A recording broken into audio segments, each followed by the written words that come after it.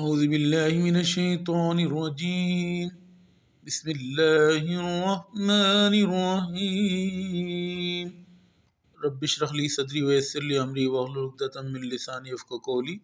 ऐ मेरे रब मेरा सीना मेरे लिए खोल दे और मेरे काम को मुझ पर आसान कर दे और मेरी ज़ुबान की गिरा भी खोल दे ताकि लोग मेरी अच्छी तरह बात समझ सकें।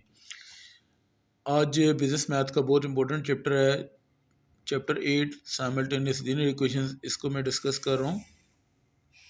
ये जो क्वेश्चन है ये बिज़नेस मैथ का एक्सरसाइज 8.8 का क्वेश्चन है और ये बिज़नेस मैथ जो है वो फर्स्ट ईयर में भी है और बीएससी में भी है और ठीक है काफ़ी और जगह भी ये क्वेश्चन मौजूद है। The age of O level A level में भी ये क्वेश्चन है, ठीक है। The age of man 10 years hence was, hence का मतलब है 10 साल पहले, वाज उसने यहाँ से आपको बता दिया कि यानी कि फ्यूचर में था 4 times the age of his son. 10 साल पहले जो फादर की एज थी वो 10 times the age of his son था, ठीक है। तो इसको पहले क्वेश्चन को पूरा रीड कर लेते हैं या इस तरह भी कर सकते हैं कि पहले मैं इस चीज़ को एक्सप्लेन कर लूँ फिर उसके बाद सेकंड सेंटेंस को आपको समझाऊँ, ठीक है। इस तरह ज़्यादा बेहतर रहेगा।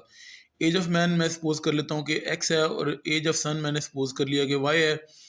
अब जो पहली लाइन थी the age of man 10 years hence was 4 times the age of son था, ये जो पहला सेंटेंस था उसको मैं समझाता हूँ फिर उसके बाद दूसरे सेंटेंस को समझाऊंगा, बजाय कि पहले पूरा क्वेश्चन को रीड करूँ। अब तो यहाँ पे पास्ट की बात हो रही है 10 साल पहले, तो यानी कि प्रेजेंट एज अगर एक्स है तो 10 साल पहले क्या होगा, उसकी एज 10 साल माइनस हो जाएगी। यानी कि अगर प्रेजेंट एज एक्स है तो 10 साल पहले एक्स माइनस 10 उसकी एज होगी। इस तरह सन की एज अभी वाई है तो 10 साल पहले क्या होगी, वाई माइनस 10 होगी। यानी कि 10 साल एज कम करनी है तो एज को क्या करना पड़ेगा, माइनस करना पड़ेगा। अब मैन की एज ये आ गई। अच्छा, जब भी हेल्पिंग वर्ब आएंगे इज़ और am shall should would could कुछ भी आ जाए, वाज वर विल, तो ये उसकी जगह पे इक्वल का साइन आएगा। Age of man 10 years hence यानी कि 10 साल पहले फादर की एज या मैन की एज एक्स माइनस 10 आ गई। वाज का मतलब इक्वल आ गया। 4 टाइम्स का मतलब मल्टीप्लाई करना है। सन की भी एज 10 साल पहले की थी, वो क्या थी, वाई माइनस 10 थी, ठीक है। मैन की एज 10 साल पहले एक्स माइनस 10, सन की एज 10 साल पहले वाई माइनस 10 और वाज की जगह पे क्या आ गया, इक्वल। 4 टाइम्स का मतलब 4 से आपने वाई माइनस 10 को मल्टीप्लाई करना है। ये सबसे इंपॉर्टेंट चीज़ है इस लाइन को समझना। बाकी आगे क्वेश्चन आसान है। X minus 10 as it is, 4 को वाई से मल्टीप्लाई किया 4y, 4 10 ज़र 40 प्लस इंटू माइनस माइनस 40। अब हमने वेरिएबल्स को एक साइड पे और नंबर्स को एक साइड पे कर रहे हैं तो 4y यहाँ पे प्लस है, इधर आके क्या हो जाएगा माइनस। एक्स ऑलरेडी इसी से लेफ्ट साइड पे ही है। माइनस 40 आपका राइट साइड पे था, माइनस 10 लेफ्ट साइड पे था, राइट साइड पे की क्या हो जाएगा, प्लस 10। अब x minus 4y as it is आएगा, माइनस 40 प्लस 10 क्या होगा, माइनस 30। इक्वेशन नंबर 1 आ गई। अब यहाँ पे जो सेकंड स्टेटमेंट थी, फादर एज आफ्टर 10 ईयर्स, यानी कि 10 साल बाद। अभी एज अगर इसकी x है तो 10 साल बाद क्या होगी, एज जो होगी x प्लस 10 हो जाएगी, मैन की एज या फादर की एज। अब यहाँ पे देखें, मैन के बजाय उसने फादर कह दिया, यहाँ पे फादर कह सकता था। तो यहाँ पे पहले उसने मैन का वर्ड यूज़ किया, फिर फादर का सी मैन और फादर का वर्ड मैं यूज़ कर रहा हूँ। फादर एज आफ्टर 10 ईयर्स यानी कि 10 साल के बाद। अभी एज अगर x है तो 10 साल के बाद क्या होगी, एज उसकी x प्लस 10 होगी, ज़्यादा एज हो जाएगी ना। तो फ्यूचर की बात हो रही है। विल का मतलब मैंने क्या कहा था, हेल्पिंग वर्ब जो भी होंगे इसकी अभी इक्वल का आएगा साइन। ट्वाइस का मतलब है to.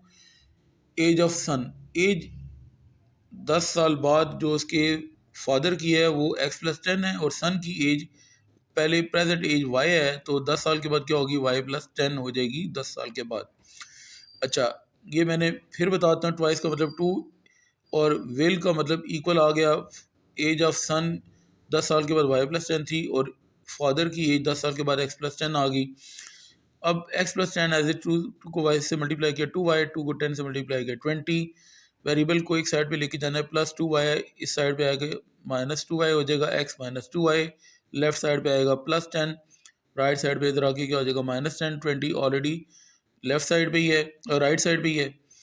x minus 2y, 20 minus 10 क्या आ जाएगा, 10 आ जाएगा। दोनों इक्वेशंस आ गई। अब इनको आपने सॉल्व करना है।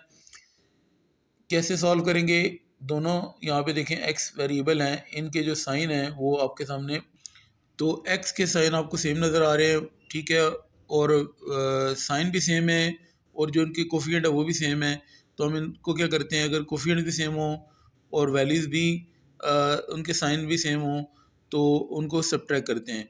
तो हम क्या करते हैं, इन दोनों को सब्ट्रैक्ट करते हैं।